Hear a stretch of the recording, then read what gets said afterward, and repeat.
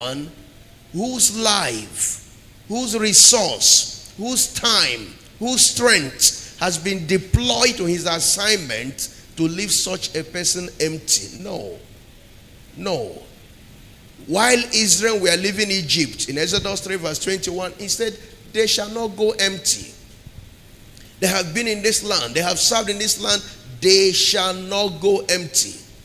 And that is the nature of God in all his dealings. I want us to see the generational blessings of dedication. Remember, when we talk of a generation, we are talking of a people living about the same time. If you look at Matthew 1 verse 17, he said from Abraham to David, there were 14 generations. God is looking at it from the standpoint of people that lived about the same time. Not just about age, but people that lived about the same time. Abraham, Isaac, Jacob, Judah, counting it like that to David. He said 14 generations.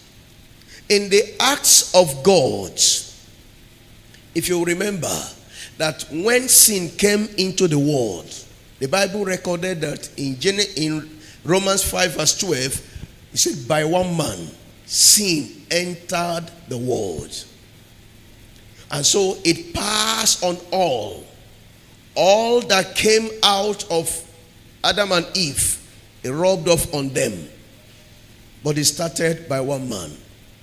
In the same way, when Christ obtained salvation for us, all that came through Christ, all that received him, righteousness is activated upon them through Christ. There are things that happen to people that didn't begin with them. It began from their source.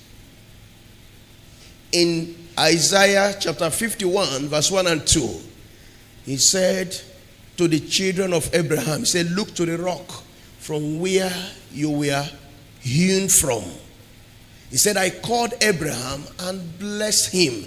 Everyone has a source where they came from. And if that source is polluted, somehow it affects the people in that lineage. But we want to see how a child of God can benefit from the blessing of God that transcends from one generation to another generation. Look at Psalm 128. Quickly, Psalm 128 from verse 1. Psalm 128 from verse 1. The generational blessings of dedication to God. Blessed is everyone that feareth the Lord. Note that word, feareth the Lord. It's not something that happened once. It's something that is continuous. Everyone that feareth the Lord is blessed. He said in verse 2, for thou shalt eat the labor of thy hands. Happy shalt thou be, and it shall be well with thee. Thy wife shall be as a fruitful vine by the sides of thy house, thy children like olive plants round about thy table. Behold, that thus shall the man be blessed that does what? That feareth the Lord. When you read scriptures like this, you are actually reading the constitution of Zion, the constitution of the system of God. And when you come across it, you need to look at it with faith. That this is what belongs to me. This is what I will use to engage the Lord. Because God authored it that you and I will leverage from it. And it is written as the acts of God.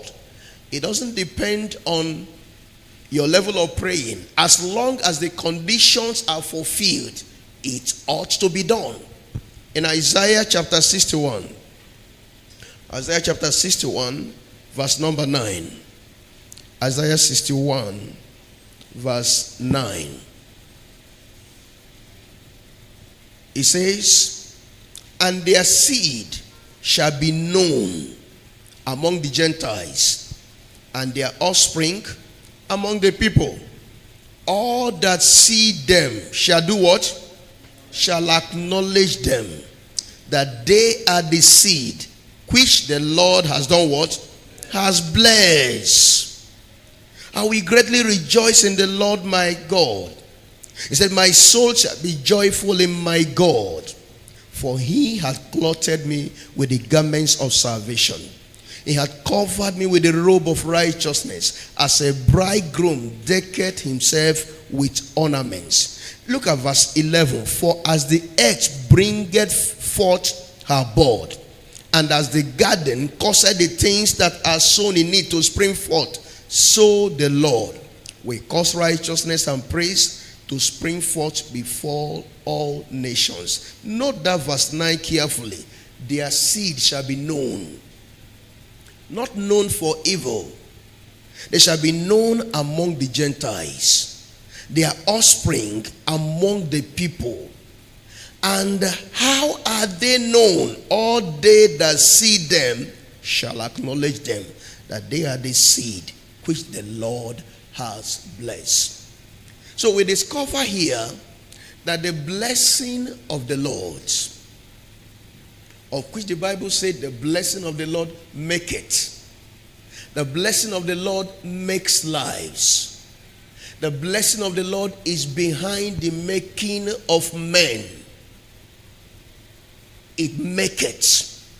Just as you can manufacture something and say this is made in so place, the blessing of God manufactures lives. It makes lives.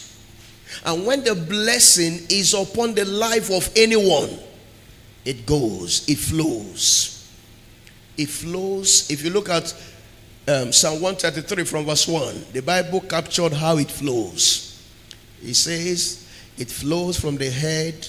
It is like the oil that flows from the head of Aaron down to the beads, down like that. So if you are the head, if you are the source, it flows down. Everything under is affected. And that is how the nature of the blessing of God flows. We want to see how does it go from one generation to another generation. Look at Genesis chapter 15, verse number 16.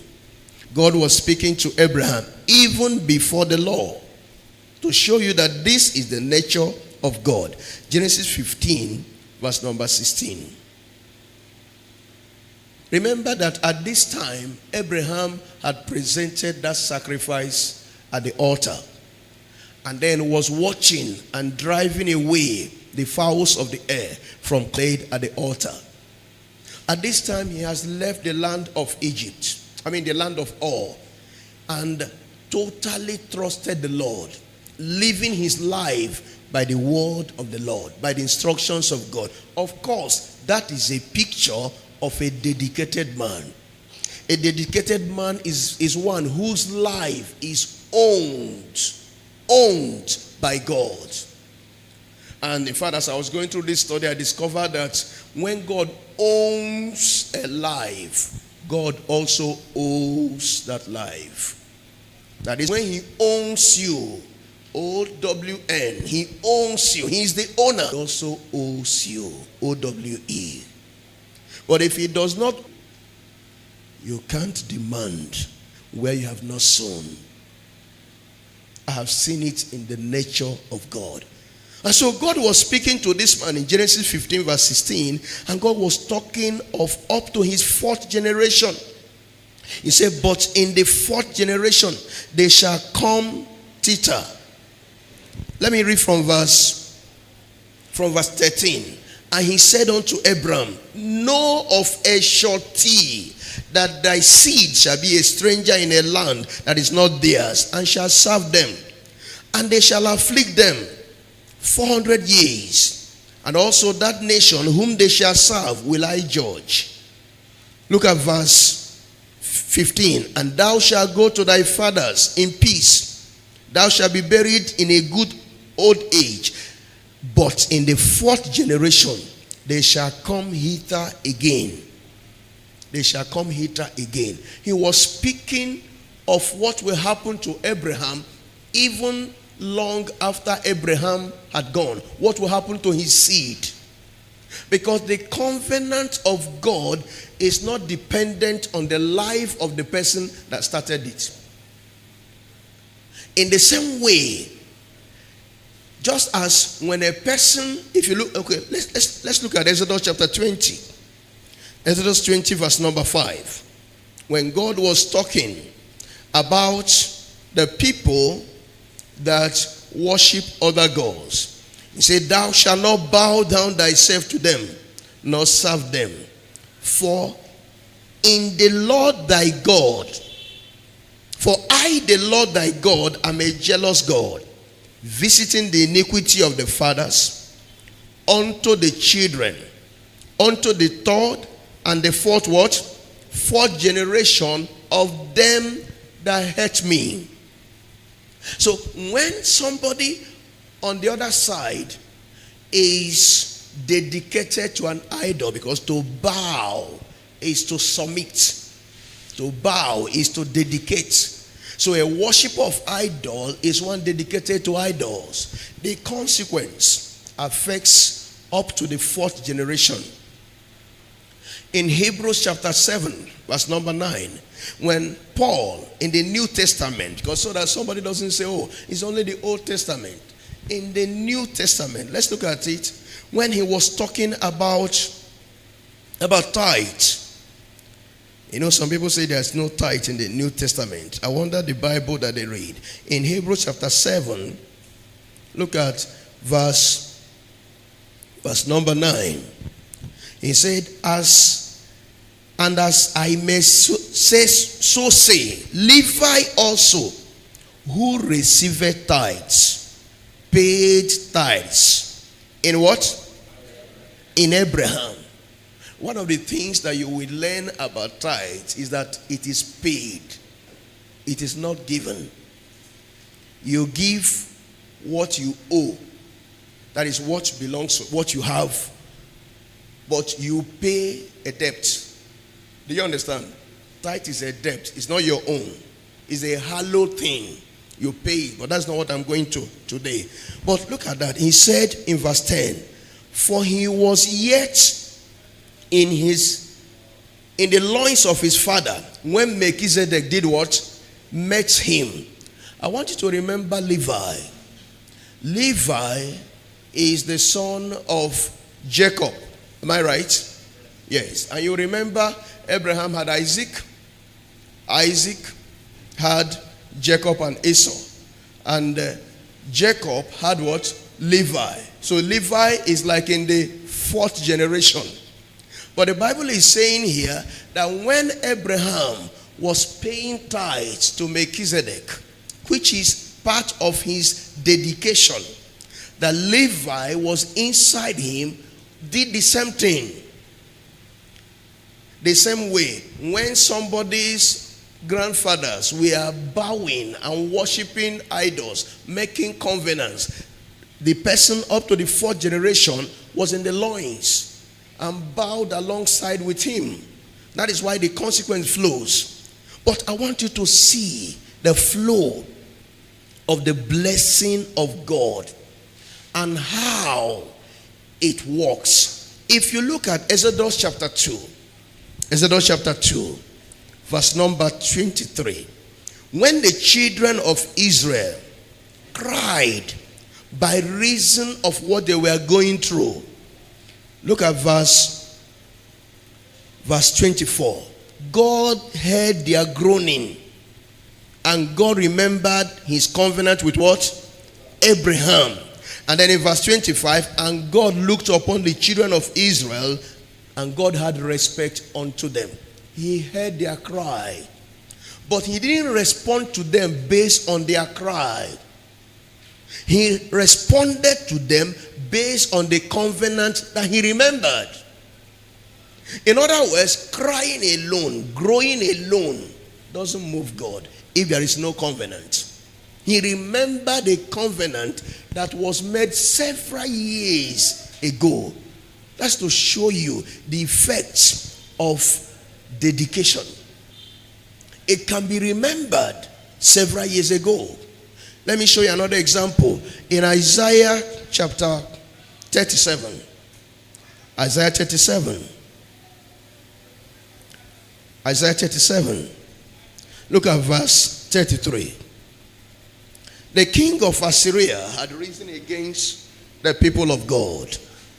Of course, he has sent Rabshakeh, and they have threatened the people, scared them.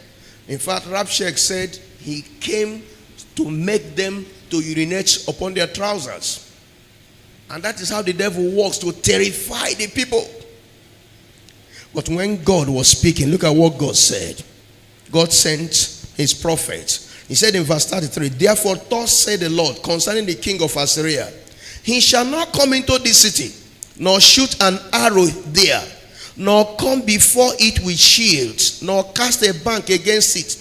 By the way that he came, by that same way shall he return, and shall not come into this city, say the Lord. And I like to repeat that evil visitation that has come upon someone, by the way it came, so shall he return in the name of Jesus Christ. I want you to see something in verse 35. He said, for I will defend this city to save it for my own sake. And for who? And for my servant David's sake. At this time, you know, David had died. Why did God still speak as if David was still alive? For my servant David's sake. He didn't speak of David in the past here. Why? Because service to God lives. Service to God is ever alive. There's no sacrifice that is made to God that is dead. It lives. It lives. That's why he will always call David my servant. Moses, my servant. He told Joshua, Moses, my servant, is dead. My service lives. It never dies. And after several years that David died, God was defending Israel, not because of them, but because of his glory and because of David. What does that tell me? It tells me that the greatest investment, one of the greatest investment a father could leave for his children's children is his service to God. Because that service to God will provoke remembrance. If you read Psalm 20 from verse 1 to 3, say the Lord he remember your service, remember your offering, remember your sacrifice. Service provoke remembrance. In Acts chapter 10 from verse 1 to 4, the angel came to Cornelius. He said, thy prayers, thy alms, they are come up before God for a memorial. Service comes like a memorial. Sacrifice comes with a fragrance of incense before the Lord. Service comes before the Lord as a memorial. So your service done in sincerity of heart is never a waste. It is the greatest investment that can be made on this part of life. Quickly, I want us to see the nature of the generational blessings of dedication. What is the nature? What is the nature? How is it? What does it do? Number one, I want us to look at in Genesis chapter 49. Genesis chapter 49. You see Simeon and Levi, how their father placed a curse on them. Simeon and Levi. Simeon and Levi are brethren. They are close together. Instruments of cruelty are in their habitation. O my soul, come not thou into their secrets. Look at verse 7. Cause be their anger, for it was fierce, and their wrath, for it was cruel. I will divide them in Jacob and scatter them where? In Israel. I will scatter them. They cannot be gathered. But look at what happened in Exodus 32. In Exodus 32, verse number 26. When Moses was coming down to the gate of the camp, remember the children of Israel, when they didn't see Moses, they went to Aaron. They say, up, make us gods. And Aaron made them gods. And they were bowing to those gods. And then Moses came down. When he entered the camp, Moses stood in the gate of the camp and said, who is on the Lord's side? Let him come unto me. And the Bible said, all the sons of Levi did what? Gathered themselves unto him. And he said unto them, thus said the Lord God of Israel, if you really mean it that you're on the Lord's side, put every man his sword by his side. Go in and out from gate to gate throughout the camp. Slay every man his brother, every man his companion, every man his neighbor. What is he saying here? If you are really dedicated, defend the cause of the Lord. Defend it to such an extent that you don't consider feeling. You don't consider emotional attachment. You don't consider sentiments. That is, you can stand on the will of God even when it affects your brother, when it affects your companion, when it affects your neighbor. That is the proof of being sold out to God. And the Bible said in verse 28, the children of Levi did according to the word of Moses. Because of that, there fell thousands in the camp. For Moses had said, consecrate yourself today to the Lord, every man upon his son, upon his brother, that he may bestow upon you what? A blessing. A blessing. And by reason of what they did, even though they had been cursed, even though Jacob has said they shall be scattered, they will not have a portion in Israel. This dedication changed everything. Levi became a people that had a portion of the Lord among their brethren. Look at Deuteronomy chapter 33. Deuteronomy chapter 33 from verse 8. Deuteronomy 33 from verse 8. And of Levi he said, let thy Thummim and thy Urim be with thy Holy One. That is, let thy light, let access to your presence, let it be with thy Holy One, whom thou didst prove at Massah. That is in Exodus 32. Massah was at that place of trial. That was where they were proved. And with whom thou didst strive at the waters of Meribah, who said unto his father and unto his mother, I have not seen him. Neither did he acknowledge his brethren, nor knew his own children. For they have observed thy word and kept thy covenant.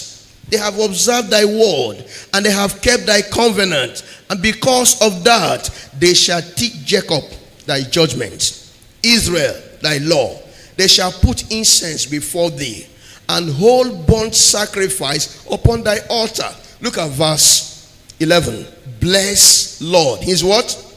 His substance, and accept the work of his hands. Smite through the loins of them that rise against him, and of them that hate him, and that they rise not again. This Levi and Simeon had the same problem, but one reversed his own course by reason of his dedication. The tribe of Israel, you can't even trace them among the people, because that cause that they shall be scattered is still active over them. But Levi was reversed by the reason of dedication.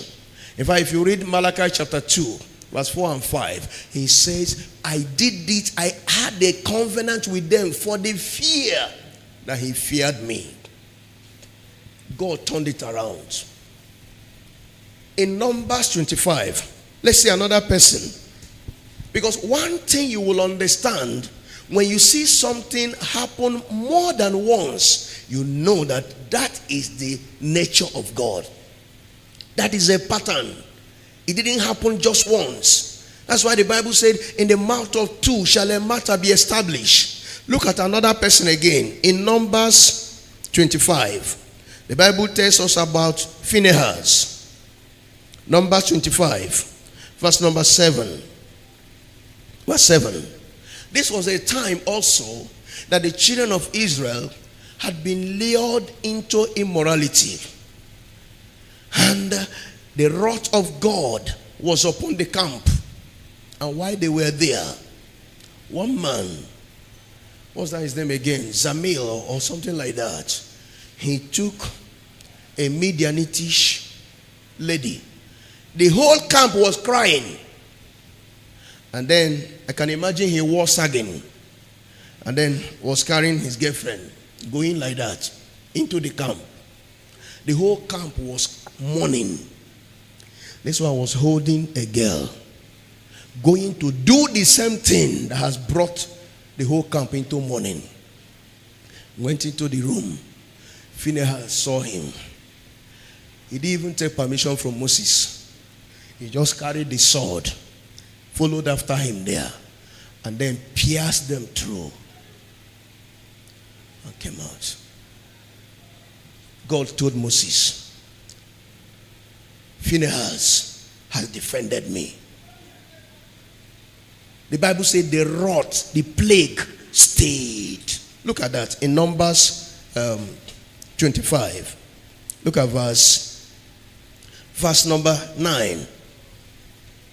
No, verse 8. And he went after the man of Israel into the tent and thrust both of them through. The man of Israel and the woman through her belly. So the plague was stayed from the children of Israel. Verse 10. And the Lord spake unto Moses, saying, Phinehas, the son of Eleazar, the son of Aaron the priest, had turned my wrath away from the children of Israel. How? Why he was zealous for my sake among them. Verse 12. Wherefore, behold, I give unto him what? My covenant of peace. Verse 13. And he shall have it, not only him, and his seed after him, even the covenant of an everlasting priesthood, because he was zealous for his God and made an atonement for the children of Israel. You can see a similar thing that Levi did, and it countered and canceled the curse upon Levi. That was the same thing that Phinehas did at a time of plague, at a time of judgment. His dedication to God turned it, stopped the plague, and then he got an everlasting covenant. So it is a pattern. It is not one-off. It is what God does. That there is something that you can do that can turn the tide. In a family where there is wrath, where the anger of God is ravaging and destroying lives, you can initiate a new tomorrow. You may not stop what has happened before, but you can start a new future by what you do, by dedication to God. Because he rules in the affairs of men, and he can overturn, he can overrule, he can veto whatever has been happening. Look at what was happening here. Judgment was well deserved, but he stopped it because of what one man did. And God said, I give him, not them. I give him the covenant of peace and his seed. Have you discovered? You remember when one of the children of Noah he was happy. He was laughing over his father's nakedness. And then when his father recovered, the father caused his seed. Do you remember that? He cursed his seed. Why? You will understand in the course of this study. Because the devil always wants to destroy the nest. Don't you remember Haman? Mordecai, let's agree, offended him. And what did he want to do? He wants to finish all the Jews. I thought it was Mordecai he was focused on. The devil always wants to go beyond. Wants to go beyond. And when God is putting his blessing upon us, it doesn't end with us. It goes beyond us. Praise the Lord. Number 2. So dedication to God, number 1, establishes covenant blessing for the present and future generations. Number 2, dedication to God activates divine remembrance.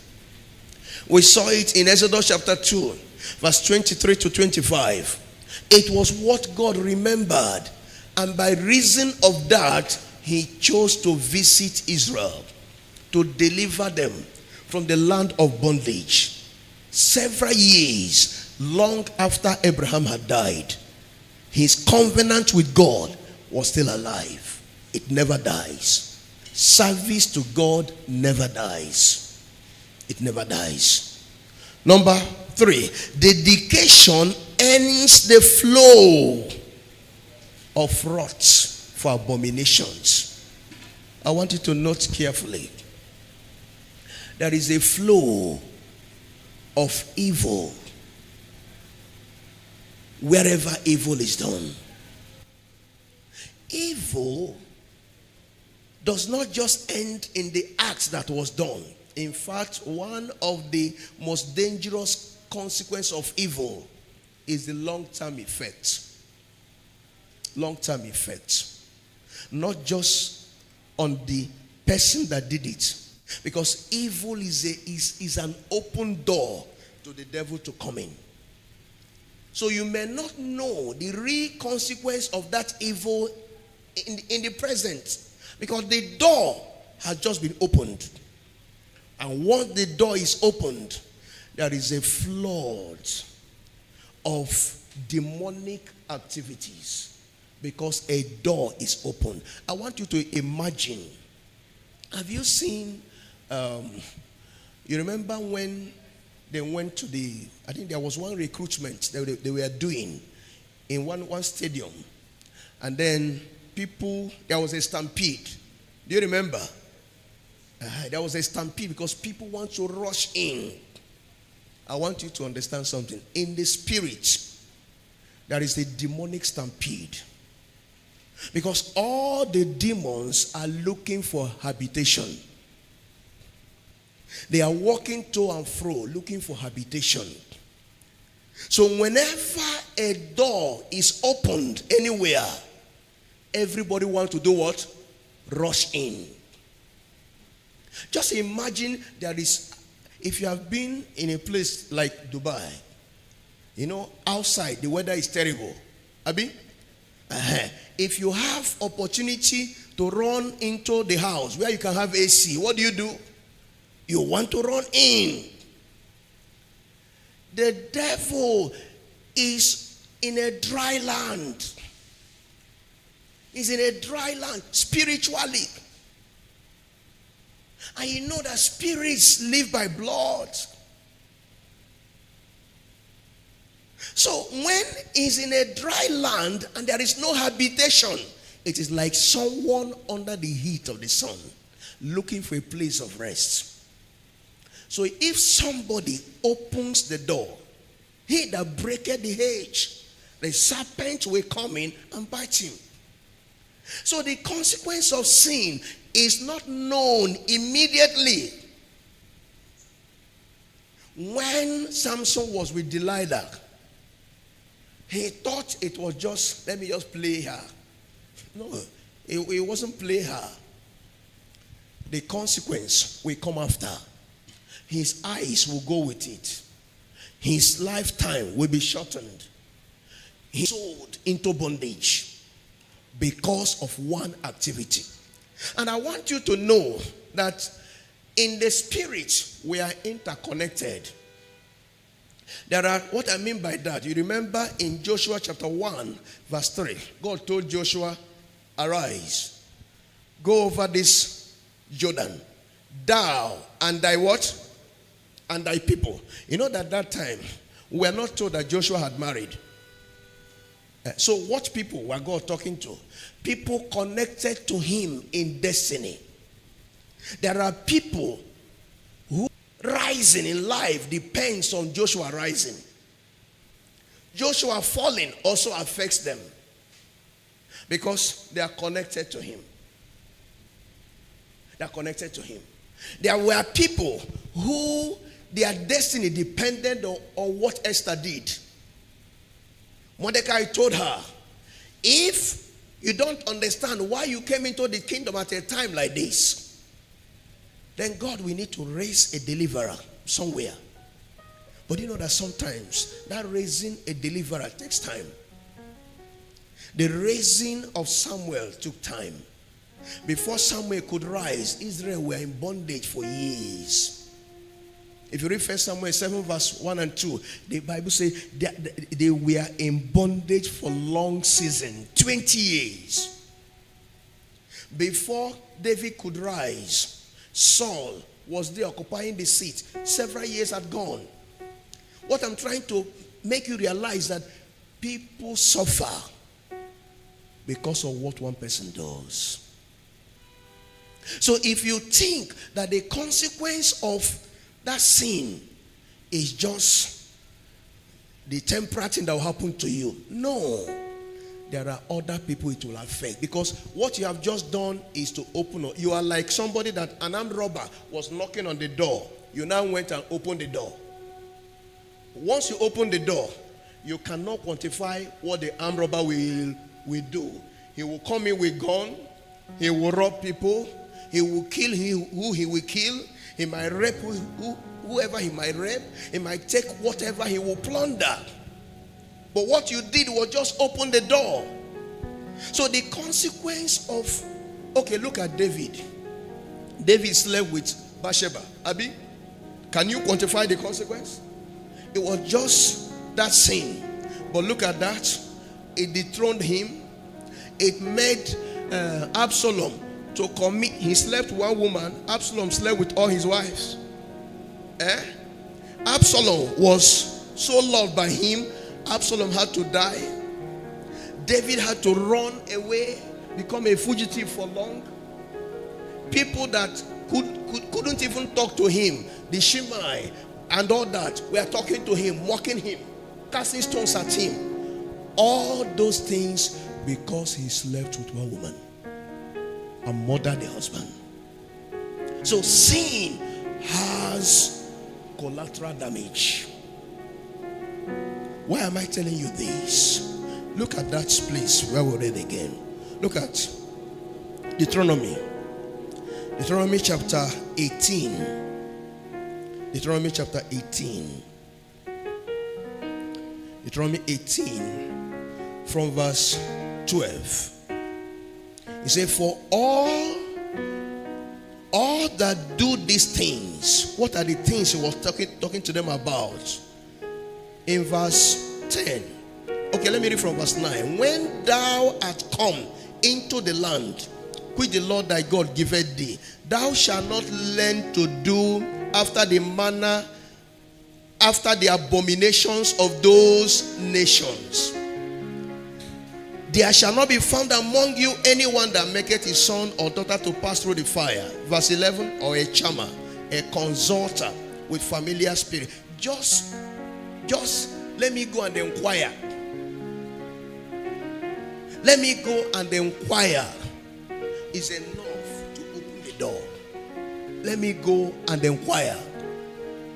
Or take money and go and find out for me. It is an open door. So somebody can open the door for the devil to come in. And if you look at verse 12, for all that do these things, an abomination unto the Lord. They have become abomination. And it is because when you say something is an abomination, it is despicable. It is disgusting. It is something that cannot be beheld. That was why God said, I am driving them away from their land and giving it to another, because I cannot behold them. So iniquity or evil can make a people abominable. But on the other side, when somebody dedicates his life to God, instead of the flow of iniquity, there is the flow of the blessing of God on the life of that person. That wherever that person goes, there is a presence. The blessing of God is like a climate that makes everything under it to live, to prosper. A curse is also a climate that kills everything under it, that dries everything under it. Jacob was a carrier of the blessing, and he entered into the house of Laban, and things did what? Things changed. Joseph was a carrier of the blessing. He entered into the house of Potiphar. It didn't matter that Potiphar doesn't pray. Potiphar wasn't fasting. He was worshiping the God of Egypt. But the presence of someone changed things there. A dedicated child of God is carrying a presence. A presence that makes everything to prosper.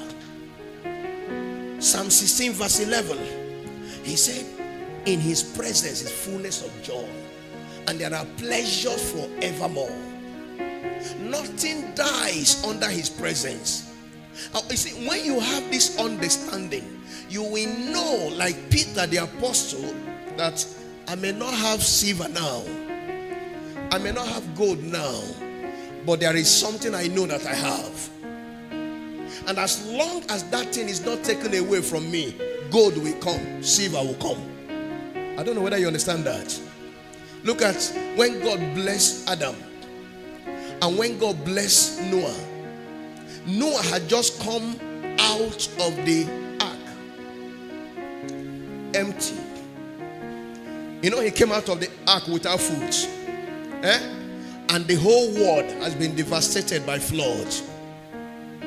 What do you think made Noah to become so multiplied? If you read Genesis 9 verse 17, that the Bible said that from that little family, the whole earth was overspread. He didn't have money. There was no central bank that could print money, but there was something on his life. And God bless Noah. Do you understand that? That blessing is like a spiritual magnet of goods. It's like a connector to goods. And that is what rests upon the dedicated child of God. A new climate is upon you. That is why a child of God can survive where every other person is failing. God told Isaac in Genesis 26, others may be running because of the famine, but as long as you obey me, remain here. Things were still dry, but Isaac understood and stayed in that land and sowed in that land. The Bible said in Genesis 26 verse 12 to 14, God blessed him, gave him 100-fold harvest. I want you to know, if you are dedicated, if you are serving the Lord, you carry divine presence. You carry the blessing that maketh men. Therefore, people may look at you that you don't have some of the things that the world are looking at. But as long as you have this blessing, every other thing shall be gathered unto you. I don't know whether you understand what I'm saying. Every other thing shall be connected unto you. Blessing of God adds. That is why he said, all other things shall be added. It is a cost that reduces. Cost reduces. Number 4, rather, dedication opens closed doors. Dedication opens closed doors. One of the things that happens, because spirits are jealous, when somebody is worshiping the wrong spirits, there is an attack, and that attack brings closure, closing of doors, closing of opportunities. But when you are surrendered unto the Father of spirits, Hebrews 12 verse 9, God is the Father of spirits. He opens closed doors. He opens closed doors. Womb can be closed, but under God is opened. Where we read in Psalm 128 verse 3, he said, thy wife shall be a fruitful vine. Not only thy wife, the things that pertain to your life. Number 5, dedication cancels untimely and premature deaths. Untimely and premature deaths. Dedication cancels it. I want to remind you something. If you will remember, one of the things that the Pharaoh that knew not Joseph did as part of his strategy was to give instruction in Exodus 1 verse 16 that every child, any other male child that should be born, that male child should be what? Killed. What was he trying to do? Of course, he was trying to end the multiplication of that lineage. Am I correct? He didn't say kill the men. He said put all the men under taskmasters. Let them be laboring. Let them serve with pain. But the next generation, kill them. What of Herod? As soon as Herod heard that a king was to be born, his first attack was to kill all the children. So you see that the devil always goes after the next generation. So if you are a father, if you are a mother, you must watch the next generation. Because if the devil has failed in stopping you, at a point he will leave you alone. He will focus on the next. Because he knows that when he holds the next, he holds the future. That this present may soon go away. Do you understand the strategy? He focuses on the next. That's why he's after the youths. And most of the youths don't know that the devil is after them. You know, it is if an enemy is after you and you don't know the enemy is after you, you become popcorn for the enemy. You become vulnerable meat for the enemy. There are many people that do not know that the devil is after their life, after their destiny. And the only way to hedge against the battle for your life and destiny is by dedication to God. And so if you are the one that is still playing, taking the worship of God anyhow, you don't understand what is against your life. You don't understand it. Number 7, dedication to God terminates motion without movement. Let me show us in Numbers 14. I want to run because of our time. Numbers 14 from verse 32. Numbers 14 from verse 32. As soon as the people of Israel were after other things, of course, that is what happens when a life is not dedicated to God. Look at the consequence. The Bible said in verse 33, and your children shall wander in the wilderness 40 years and bear your hold on until your carcasses be wasted in what? In the wilderness.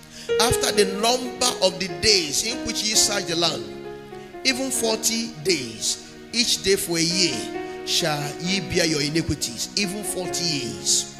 And ye shall know my breach of promise. God was to take them into the land of promise, but they were not dedicated. How do I know that they were not dedicated? They used the resources that God gave them in Egypt. You know, as slaves in Egypt, they did not have anything. But then when they wanted to go, suddenly a miracle came. God gave them favor. They asked for gold, they got it. Whatever they asked, they gave them. As soon as they didn't see Moses, it was those golds that God gave them that they gave to Aaron to mold the golden calf. When what God gives you is what you use against God, that's an example of a life that's not dedicated. Every opportunity, they will murmur, they will sigh. To cut a long story short, they thought of going back to Egypt. And what did God do? I wanted to take them to the land flowing with milk and honey. Because they are not dedicated, he said they will wander in the wilderness. And you know, as they were going in the wilderness, somehow it appeared like progress, but it was progress unto death. You know, as they are moving around, some of them, they thought it was progress, but the light in the night was guiding them roundabout. In the day, the pillar of cloud was still guiding them roundabout. The people that were due to die, they were dying. And God continued like that until all of them were dead. Lack of dedication can make somebody not to fulfill destiny, not to assess what God has planned for him. That was how that generation were wasted. And not only that, they fell in the wilderness, they also delayed their next generation, because their children were bearing, their children that could have entered into the promised land long ago were being delayed so that they could pass away. Lack of dedication can be one root of stagnancy, one foundation of stagnancy of life and destiny. But when you are dedicated, it becomes the foundation for progress. Dedication is raising a new altar. Dedication was the basis for Hezekiah to contend against the sickness that came to end his life. It can be the basis. Number 8. When a person is dedicated, a dedicated person places an anchor over his spirit, over his life. It is like taking security over life and destiny, because you are yielding, you are surrendering under God. You are like he that dwells in the secret place of the Most High God. You are like that life owned by God. And because he owns you, he owes you. And whatever God owns, he pays. There are people that have lived their life like the son of the prophet in Second Kings chapter 4. And after he was gone, the creditor came. And the creditor came to take his children. bondage. The Bible was silent on what he did. But whatever we make the creditor not to care and come after the two sons was heavy. Was heavy. There are children that are paying the debts of their parents spiritually. But you can start a new order. That's why we're hearing these words. Phinehas started a new order. Levi started a new order. You and I can start a new order by surrendering ourselves unto the Lord in totality. Quickly, before we pray, how can a person continue in generational blessing? There are people that entered generational blessing like Solomon, but they couldn't continue. Solomon came after David. David obtained generational blessing, but it scattered in the hand of Solomon. He couldn't return it together. It was under him that the kingdom were divided. It was made worse under his son. They couldn't continue it. Quickly, look at Psalm 89. Psalm 89. Psalm 89. Psalm 89, verse number 33. Psalm 89, verse number 33. He said, nevertheless. Okay, let me read from verse 28. My mercy will I keep for him forevermore. My covenant shall stand fast with him. Verse 29. His seed also will I make to endure forever, and his throne as the days of heaven. If his children forsake my law and walk not in my judgments, if they break my statutes and keep not my commandments, then will I visit their transgression with the rod, and their iniquity with stripes. Nevertheless, my loving kindness will I not utterly, that is completely, take from him, nor suffer my faithfulness to fail. What is God saying here? The children, they have the opportunity and the choice to choose to continue or to discontinue. If they go outside of my word, they have chosen to discontinue. Being a righteous judge, he said, I will punish them, but I will not utterly destroy them because of my covenant with their father. And that is where comparison becomes a challenge that people don't understand. As we have different fathers, we have different foundations.